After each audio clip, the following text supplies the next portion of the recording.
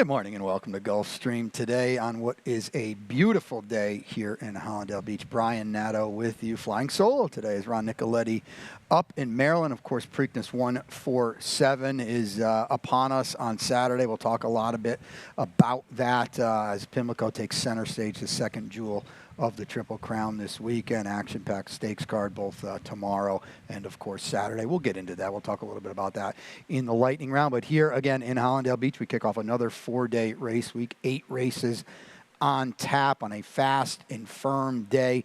$350,000. There you see it in the gross jackpot guarantee Rainbow 6. So it's building, it's getting up there today on the 8-race card. Don't forget, kicks off in race 3. I put a ticket together. We'll talk about that in a little bit. Again, race 3 kicks off that rainbow, and that pool is getting big. So make sure you take note of that. A lot of money in there, a lot of money to go out. But we'll take a look at the opener here. A 105 start, 2-year-olds in the spotlight. In the opener, it's a maiden special weight. Again, for the 2-year-old fillies, we go 5 on the main track, an early pick 5 time as well. So we'll take a look at the ticket I put together. I think I'm going to have the 3 favorites here, which a race we'll get to in a second. A heavy favorite right now. In race 2, the order is 6-5, actually Partners Hope on top. My long shot play of the day, I'll use that term loosely. I don't know how much value we'll get there. In race 3, the single is the 4, Gone to Cabo on this $18 ticket. We'll have a replay of that one coming up. 76 in race 4. Star Weaver and certainly Malro has been in raging form. They look like the 2 there. And then in race 5, Mean Machine on top in a 3. I'm going to use 3 horses in there. We've got a replay of that one coming up as well. So an $18 ticket, and it can always be a little tricky when we kick it off with a 2-year-old race. And we've said time and time again, you need to check out the board, the tote action, who's live and taking money, and conversely, who's not and who's not taking money. And obviously right now, as I look, it's very early in the betting, but number 4, Trust Me, odds on for Dave Fox on debut. I'll get to that one in a second. I went to the inside with number 3, Lynx, Carlos David. And, Paco Lopez is here riding. He's been riding on these Thursday, sometimes Friday cards. And I think it's a positive to see, anywhere Paco might land is always a positive. And he's about 25% riding for Carlos. And there's definitely some pedigree, too, here. The dam was unraced. The 8th foal out of the dam, though. But this one's a half to Miwana Rose and American Rose, who are 2, very solid runners. The Miwana Rose won on debut. American Rose won in her 3rd start. So there might be a little precociousness, too, here. There's several works on display. Several of them are pretty solid. With Paco aboard, you would think there's some intent to show some speed early. You want to break running in these 2-year-old dashes. We say it a lot of times. They're off, you lose. So if you don't break running, it's tough to make up ground. So, Lynx at 9-2 right now. Very, very early in the betting, but we're going to put that one on top. A 2-year-old daughter of Brethren and Arundel homebred. But next door, the 4, Trust Me, is taking all the early money right now. Odds on actually opened at 3-5 for David Fox, who does a solid job with these kind of runners. And we'll take a look at a stat here for David as well, and it kind of just, emphasizes it. 9 for 48, 19%, a big 204 ROI to 2-year-old first-time starters on the dirt and sprints right here at Gulfstream in the past 5 years. So that's a big positive. The early money is a big positive as well. Miguel Vasquez landing here is a big positive too. So there's plenty of angles to work with. First foal out of the dam. She was 1 for 6. She broke her maiden in her 2nd start. Now, she also was a half to Hello Don Julio, who earned a shade under $500,000, predominantly going along on the turf. So there's kind of some mixed signals there. But, again, the money's showing from a barn that knows how to win with these types. So certainly, Trust Me, very, very live. And I think a must-use in your early pick 5. We'll talk next about number 10, Honor Tory, the 4th foal out of the dam. The other 3 really weren't that much. The dam herself 3 for 23, earned 169, broke her maiden in her third start. But this is Mike Yates. We know how prolific Mike has been with first-time starters here. 21%. He's won with 2-year-olds as well. So we're well drawn outside too. We need to break running, obviously, but it's never a bad thing to be outside in these 2-year-old dashes, because sometimes a lot of first-time starters, the break can be troublesome, and horses on both sides can be a little troublesome too. We do scratch the 6 and the 9 here, so she'll move in a couple slots as well. I don't think that's a bad thing. I'll quickly mention the 7 too. We'll call it the other Arundel homebred in here. Ripley gets Jaramillo for Juan Alvarado. The dam was 0 for 3, but this is the third full out of the dam. She's a half to freak, this runner. So, and freak was all right for Arundel. Did take 6 starts to break her maiden, so maybe that's the MO. Just tab this one, 18-1 right now. Again, very early in the betting, but not really taking a lot of tote action. We'll move to race 2, early pick 4 time, and we get to a firm turf course for the first time today. These are 3-year-olds or 4-year-olds and up, which have never won 2. The tag is 35, and we'll sprint a very snappy 5 furlongs on the turf. And Partner's Hope is my long shot play of the day. 5-1 on the morning line, and I admittedly struggled coming up with a lot of value. Typically like to go 6-1 or higher. I couldn't find it today. Thought it was a card where it might not necessarily be the best idea to think too outside the box. Tomorrow, conversely, I had several price chances.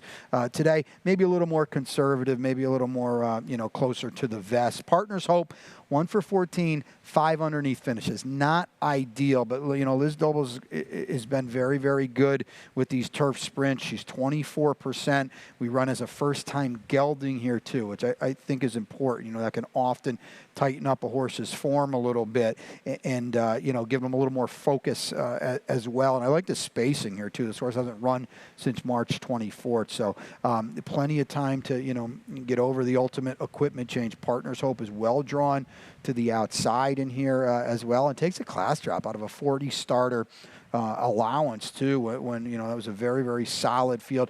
You see the running line bothered at the 8th pole.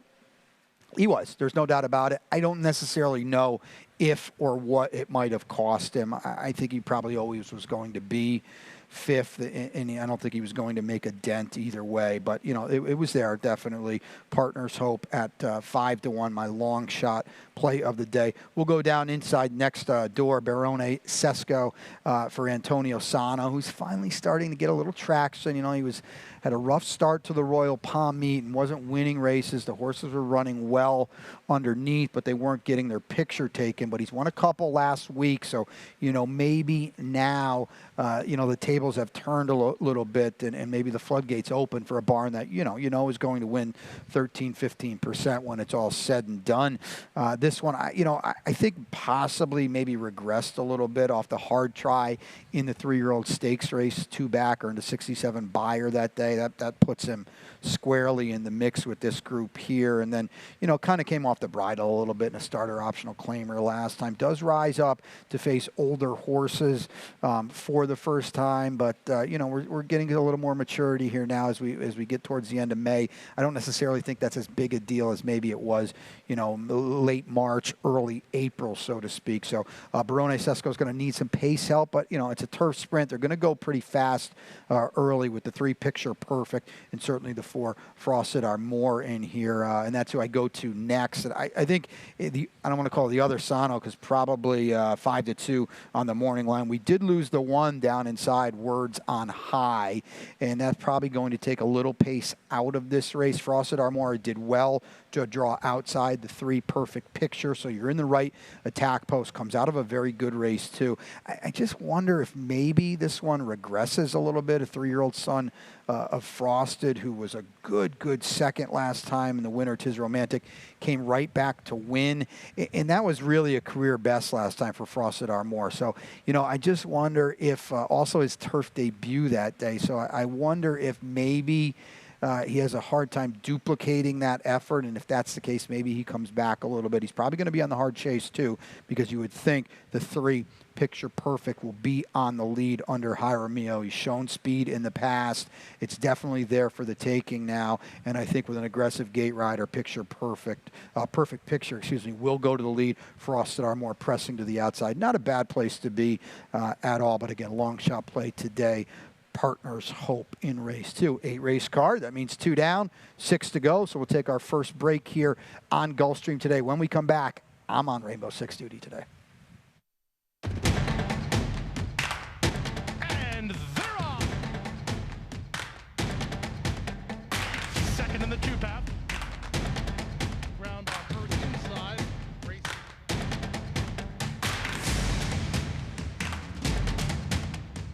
A quarter of a mile to go, and he's 6 on top. Last of the 12 as they roll into the backstretch. Master horse racing with the power of daily racing form. DRF has helped players win at the races for 125 years. Now the information you trust is better than ever. Get exclusive late-breaking news from our reporters at tracks across the country. Position yourself to win by adding buyer speed figures and the new DRF formulator to your handicapping arsenal. Go to drf.com today. Use coupon code DRF2020 to get a free formulator card and start winning. Welcome back to Gulfstream today. Brian Nadeau with you on a beautiful Thursday afternoon here in Hollandale Beach. 8 races on tap. We got through 2, which means there are 6 to go, and that means it's Rainbow 6 time. $350,000 in the gross jackpot guarantee. And with Ron Nicoletti up in Baltimore, it is Rainbow duty for me. $24 play here, and what is sort of a little bit of a reverse pyramid. We'll get to, or a pyramid, I should say. We'll get to this race in a second. In race 4, the order is 7-6. I'll go Star Weaver on outside. It's a good matchup, too, between Malro, who's streaking right now, and then Star Weaver. 3 deep in race 5. Mean Machine on top with a replay coming up. Certainly, Tolfaris is going to be tough to beat in there. In race 6, 34 is the order. She's all woman off the reclaim for Safi on top, but Cozy Dreams with a replay coming up with that one as well. The spread is in race 7. I do not have a strong opinion. As you can see, I go 5 deep with Peachy Weechy on top in that one. But again, I'm just kind of throwing something at the wall and hoping we get maybe a little bit of a price in there. And then my best bet of the day is in the finale, back to the turf on a firm turf course. Sir Tear for me to hopefully send everyone home happy. We will have a couple price replays of Dakota Boy and Charming Charlie coming up too, if you are thinking a little bit outside the box, if you want some coverage in the get out race. But there you go, $24 there, $350 in that gross jackpot guarantee. Get involved because it's getting big, and you know, you never know. You've got a chance at a big number should you have a handicapping day of your life. But back here in race 3 to kick it all off, these are 3-year-old fillies or 4-year-olds and up, which have never won 2 races. The tag, 6,250. We go on a fast main track on the 1-turn mile. We'll start it out with number 4, Gone to Cabo, and it'll be our first replay of the day, too. This daughter of Outwork was making her first start since July here on April 30th. Down inside, not really a lot going on, but the winner is Kenya Sun, so she's loose in here at 7-5. And, you know, Gone to Cabo, again, first start off a really long layoff, kind of in between traffic. You're going to see her sift her way through, entering the far turn. And all things considered, at 6-1, I thought this was a pretty solid effort in her return, you know, behind a good winner. Look at her power right through here in hand. And obviously Kenya Sun's got a lot of horse. You saw the look through there. And, you know, she's not going to be able to run her down, but she was well clear of third. She's trying all the way to the line. And I just thought, all things considered, making her first start since July 11th here on April 30th, this was a strong effort. And she is giving game chase to a 7-5 winner all the way to the line while spotting her a big recency edge as well. Now we've got that run behind her. To me, I think, you know, Gone to Cabo is only supposed to move forward off that. And quite honestly, I'm not really sure if she has to move forward either, because that race, to me, was better than anyone's done here in quite some time. And 57 buyer, if that's your thing, she gets off the rail as well. So Gone to Cabo is a big player in here. I like her 3-1. On the morning line. We did lose the 3 Thrilling Baby, 17 points come off of Pete's morning line. So, you know, everyone's going to drop a little bit, and I certainly think gone to Cabo, is going to take plenty of action. The other one I did use was Pearl in the Rough on the outside. It's good to see Rashawn Creaky back in action. He's been very small sample, admittedly, but everything he sent out has been very, very live, and the barn's done a very, very good job. This one goes second off the claim, is going to drop from 12.5 as well. He's going to take the blinkers off, which to me, that's the major worry here, because Pearl in the Rough has not shown any speed whatsoever in her last 2 races, and now the blinkers come off too. So you just wonder if that takes even more, early emphasis out of her. She was bumped hard at the start, 2 back. Maybe that took a little starch out of her early too, because she was showing speed in her races 3 and 4 back. We'll see what we get today. The drop is definitely got to play. Kevin Krieger is here as well. He's piloted Rasharn's 2 winners at the Royal Palm Meet. It's just good to see the barn back in action here after a little brief, after a little hiatus. Pearl in the Rough, I think on the class drop, is definitely a major, major player. Ellie Reese-Easton is back once again, and she's been very popular. She's just kind of in and out of her form a little bit, middling form, we'll call it. She drops again from 8 today. I will say this about her. She was too far behind an absolutely dawdling pace on the Tapeta last time going 2 turns, and she was widest of all on the far turn, so that didn't really help her any. Antonio cuts her back now to 1 turn, puts her back on the main track. That third 2 back at this trip for 12.5 wasn't really a bad effort. She wasn't really threatening the winner either, and I think that's kind of what you get from her when you look at her recent form. 1 for 14, 6 underneath finishes. You kind of get her MO a little bit, that she's a fringe player. Presley's Hope has shown speed in the past, didn't break last time, went in for 20, and this drop will really, really help. I think it's a positive, too. Miguel Vasquez is going to get aboard for Kent Sweezy. Boy, she didn't run at all last time, and she was 9-2. So that worries me a little bit, especially when she was a good third, 3 back, and a starter optional claimer. We'll see what we get today. I think you will get a little bit of a more of an aggressive ride that should put her in the race early. I don't think that's a bad thing. On paper, there's not a lot of heat in here. Maybe if Miguel takes the initiative early, she gets loose, she gets brave with a little class edge in here. Race number 4 kicks off our late pick 5 on the 8-race Thursday card. And we'll take a look at my ticket. It mirrors my Rainbow 6. We'll go 7-6 in here in the opening leg. 3-4-6, again, Mean Machine on top in the 5th. Race 6, She's All Woman on top for Safi, again on the reclaim. I talked about race 7. No real strong opinion in there. The top pick is number 9, Peachy Weechy, in a 10-horse field. She does should offer, I'm kind of hoping, a little value, 3-1 on the morning line, but I thought there were several different ways you can go in there. And then my best bet of the day in the finale, number 2, Sir Tear, 7-2 on the morning line. That would be a lot of value. I think that's a very, very good spot on the turf there, a firm turf course in the finale. But we'll get back here to race 4. These are $10,000 claimers. 4-year-olds and up, the veterans here. We go 5. We'll get to the Tapeta for the first time here today. And I go number 7, Star Weaver. And we'll take a look at a trainer stat for Jorge Delgado, too. Boy, this is a prolific stat. I know this one was necked out by Mauro last time, but check a look at this stat. Jorge's 12 for 32, 38% with a big ROI, GP sprints off the claim in the past year. So this is a barn now doing what it does best. And obviously it's hard to improve off Jose D'Angelo. We know that. But we were only a neck behind the 6 Mauro last time. I like the fact we're outside today with that post position. That was not the case last time. I also think there's a little more speed in here that could potentially zap Mauro a little bit. He has won 3 in a row, but I think Star Weaver might get a better flow today. You saw last time Mauro got loose early, was able to hold on late. Now we've got the one down inside Phase Out, who's shown high speed before. Maybe the flow of this race will sit with Star Weaver a little better than the 6 Mauro. I'll swap them today.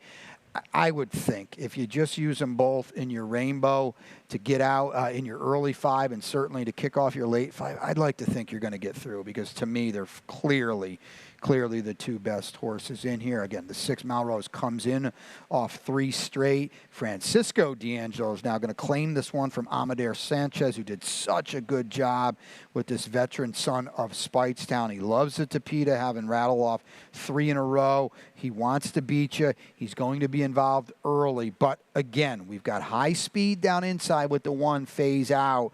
And just maybe it zaps Malro a little bit and it prevents the 4-peat. Number 4, Backwoods Boogie would really, really benefit from some hitting up front. Edwin Gonzalez has been aboard for 4 in a row. He's going to ride again. Listen, I've said it time and time again. I think Edwin rides at Tapeta as well as anyone here. And he always has the horses in the right spot to make a run. And if he puts Backwood Boogie in that spot today, you know, he was not far behind Malro and Star Weaver. And both of those horses today come in for new barns. So, you know, if you're looking for a price, I've got 8-1 on this morning line in here.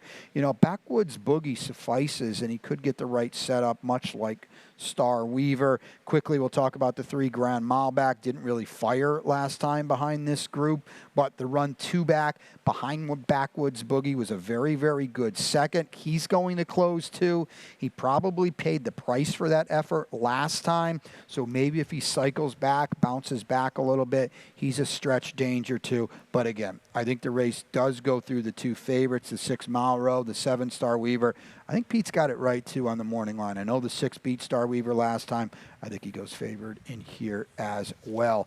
Late pick 4 time here in race 5. We'll get back to a firm turf course as well. We go a route here. These are 3-year-olds or 4-year-olds and up, which have never won 2. The tag is 20 to 25,000. We scratch out the 2 Love Me Archie, and I've mentioned it a few times already. We've got the 4 Mean Machine on top in this spot. Paco is here today. You know, he's back in town and riding, and you know, I always just think, you know, he's going to come back here for a day or two and ride, and you know, he's going to get on live horses. He's not going to come back to ride 20 to 1s. And I always kind of think to take an extra look on anyone he might be on. And he's on Mean Machine here. And we're going to take a look at a replay for Mean Machine, who's going to be the number 5 in here. And here he is lagging back here. This is on March the 20th, and this was a solid effort. And he's going to have traffic coming into the far turn. He's down inside the 5, and he doesn't have a lot of room to go at what is, you know, obviously the pivotal time here. He's got to idle a little bit.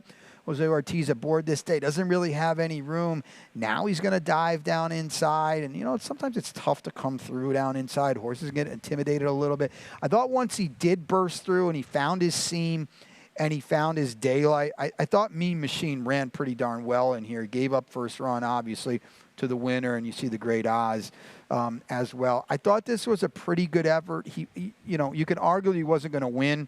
Don't disagree. He would have been a lot closer, though. Last time, just draw a line through the Tapeta race. He got totally fried when he made first run into what was, you know, absolutely crazy splits, 46 and 1. So I think Mean Machine today is in a good spot. Maybe he just poses just a little bit of an upset chance of the 6 Tall Forest, who, you know, I think is the horse to beat. Drops in class from 35. His form seems to be moving forward. But boy, oh boy, we're 1 for 26 with 11 underneath finishes. And he's 8-5 on the morning line. We scratched the 2 and we scratched the 8 in here. So, you know, he could be evens in here. I'm not going to argue with you if you like him, but when you see that kind of number, 1 for 26, and you've been underneath 11 times, you've got to tread lightly here at underlaid odds. These are not the types of horses you want to play on top, or, you know, you want to fade these kind of horses. CJ Thoroughbreds does such a good job, but, you know, again, we're gambling here. We're talking about on a big underlay. I'm going to use him defensively in my horizontals. I can't take a horse like this on top. The best distance inside a little bit. Number 3's got some speed. I thought ran very, very well with a very, very less than advantageous trip last time. Basically, basically dueled for 5 furlongs, paid the price late, but wasn't really didn't give it up that badly. If he gets loose in here, and we haven't really talked about the speed, there's not a lot of it signed on. If he gets loose in here, and Angel Arroyo's been very, very adept at judging flows and paces, he could get brave as well. The best distance at maybe a little bit of a sleeper here, 4-1 on the morning line. Again, we scratch out the 2 and the 8. Last time for pick 3 in race 6. This is an optional claimer for the Florida breds. These are fillies and mares, 3-year-olds and up. We go 6.5 on the main track. You've probably heard me say it several times in the past. I'm a sucker for the reclaim, and when a guy like Safi does it, I think you have to take note that much more. And he went back in and claimed She's a Woman for 16 from Antonio Sano last time. He had her for a start earlier and the championship meet, and she was a good second for 12.5. He claims her for 16, and now he's going to run her back in a spot where she's not in for the tag. So I think that's a very, very positive sign. Edwin Gonzalez is going to be aboard today. We scratched the 7, so Stone Beauty. So this 7-5 on the morning line as She's All Woman probably comes down a little bit. But boy, I think she's clearly the one to beat in here. Number 4, Cozy Dreams. Take a look at her replay, and then we're going to look at a stat too. Let's pull up the replay first. It's kind of a good thing, bad thing going on in here. And she was just really, really good in this spot. Not necessarily a trip or anything like that. The order here is 11, 10, 9, okay? So the 10 and 9 are loose in here, and they don't come back, but she runs them down anyway, all at 8-1, by the way. So I think on face value, this was a really, really strong effort by Cozy Dreams, and she's actually going to power away in deep stretch.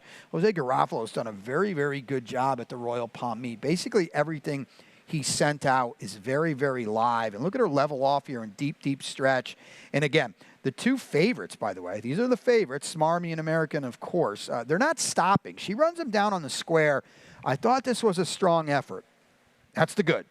Conversely now, let's take a look at a trainer stat here for Jose. 1 for 20 went last out winners in sprints here the last 5 years. So, we've got the good, we've got kind of not so good. The barn has been in such good form at the Royal Palm meet, and everything he sent out has been very, very live. This is just a little food for thought here on a horse that is coming back off a really, really sharp win. Maybe she regresses just a little bit, this daughter of Kozan. The 5, Playera, I think is in the mix. Can she get to the top pair?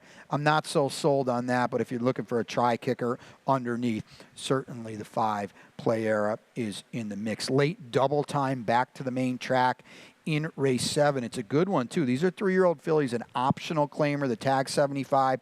They're 1X, as I mentioned. This is the race where I do not have a strong opinion. I did land on the 9, Peachy Weechy, who could very well be the favorite in here for Francisco D'Angelo. Miguel Vasquez lands here. I just thought the second to Green Up, who, looks like a major stakes kind of player for Todd Pletcher. I thought that second last time was really, really good. You could argue someone did have to be second. It was her. She was well clear of third. So I think that's a positive. I wouldn't want to play her at a short number.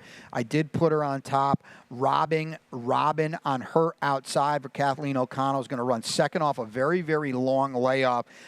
You would think she improves, but, Kathleen's just 1 for 15 off this elongated layoff, so I'm not necessarily sure what we get from Robin today, but she chased a good one in a good field off that layoff last time. I think she paid the price a little bit late. I think, to me, she's going to be a little tighter in here. Let's go to the 6, I Believe in Magic. Take a look at a trainer stat here for Ronnie Spatz, who just keeps on keeping on, having such a good 2022, not even just the Royal Palm, but the championship meet as well. Here he is here, 10 for 42, 24%, 207 Gulfstream dirt routes the past 3 years. So I think that's a positive. And a barn that's, 17, 18, 19%, ticks it up a little bit with this one. I Believe in Magic was really, really good on debut. Then went to the Topeta last time, went to 2 turns last time, facing winners for the first time, was really, really good there too. Now she's going to cut back. She's got a lot of foundation. To me, she's a major, major player in here,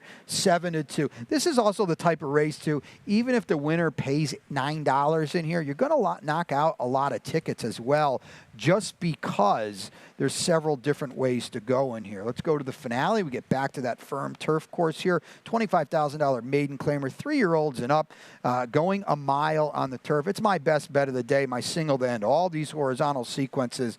Boy, I got to be honest, if we're seeing 7-2 on Surter, I think something's gone really wrong, and they don't like him today because, to me, he lays over this field on his turf races. We got to draw a line through the Tapeta last time. You look at the 3 turf races at the championship meet, by the way, and I think that's significant, too. He was facing tons better. They were just simply better than anyone's done in here. He's drawn perfectly inside as well. Surter, to me, looks, something to 5 in here. I mentioned the 6 bird note for Kathleen, second off the layoff. Maybe he improves too. The 11 Ken Loves Kitten was, very strong on debut for Safi. He was not a first out guy. It was a relatively slow race for the level. This post is a problem too. You do not want to be out there going a mile on the turf course. I want to take a quick look at a couple replays though. First, we'll bring up Dakota Boy. These are long shots, so if you're thinking outside the box, if you're thinking I want to try to sweep that rainbow today, maybe these are a couple that you could use in here. The 4 for today, the 6 in here, Dakota Boy. Finishing order, 1, 6, 10, 9. Everybody early stuck around late, but here's Dakota Boy. He's going to go widest off the far turn. He's against the flow of the race. He's against the grain of the racetrack, too. I thought this was a sneaky good second.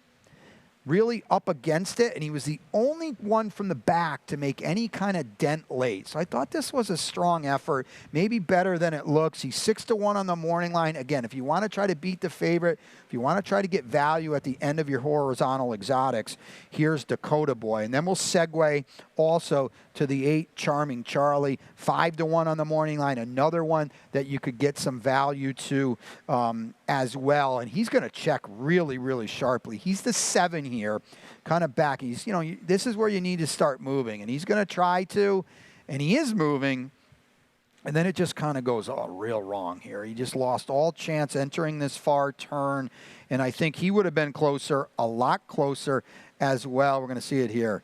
And I just think, again, these are $35,000 claimers here. Good job, Bob. Thank you. I was a little ahead of myself. Okay, it's done. It's over. Lost all chance there. Where was he going to finish? I don't know. But what I do know is he was going to be a lot closer today, maybe with a clear run for a MCL. Maybe he makes a dent in here as well. These are a couple long shots, that food for thought kind of angles in the finale. So we're going to take a little quick break here on Gulfstream today, but when we come back, lots to do in the lightning round.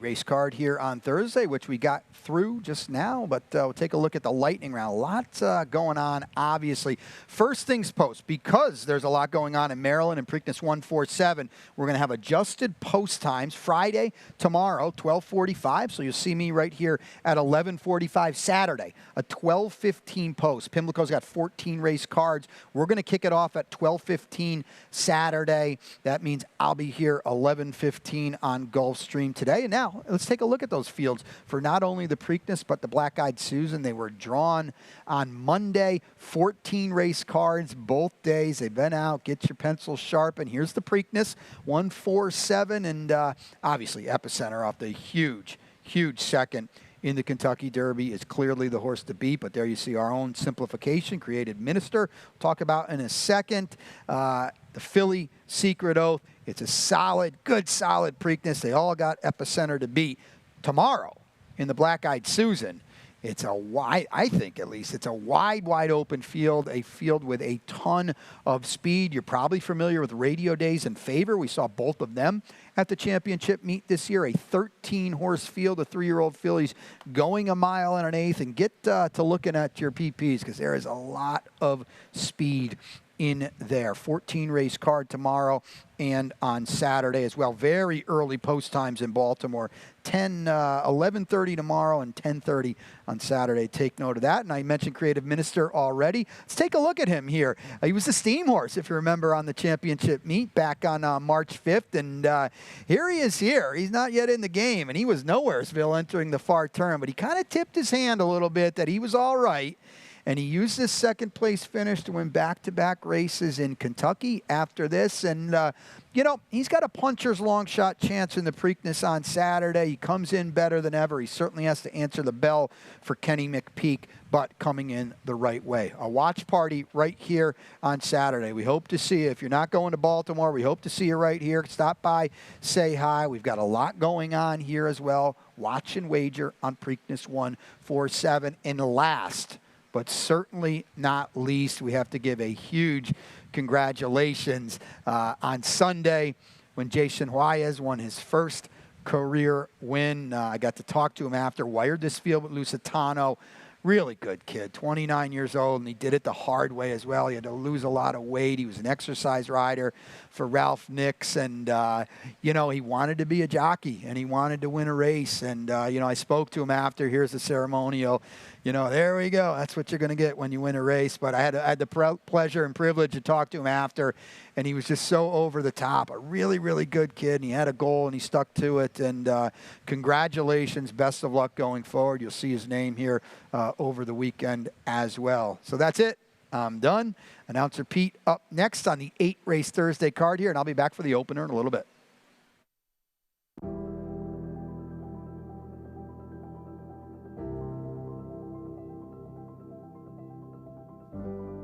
The Thoroughbred Aftercare Alliance is really the vehicle for the transition for our racehorses coming off the track into a second career and safe environment for these horses when they're done racing. I've been passionate about racehorses my whole life, animals in general, and without the TAA to provide that oversight, there would be a big void in terms of making sure that we have this ongoing safe environment for our off-the-track racehorses.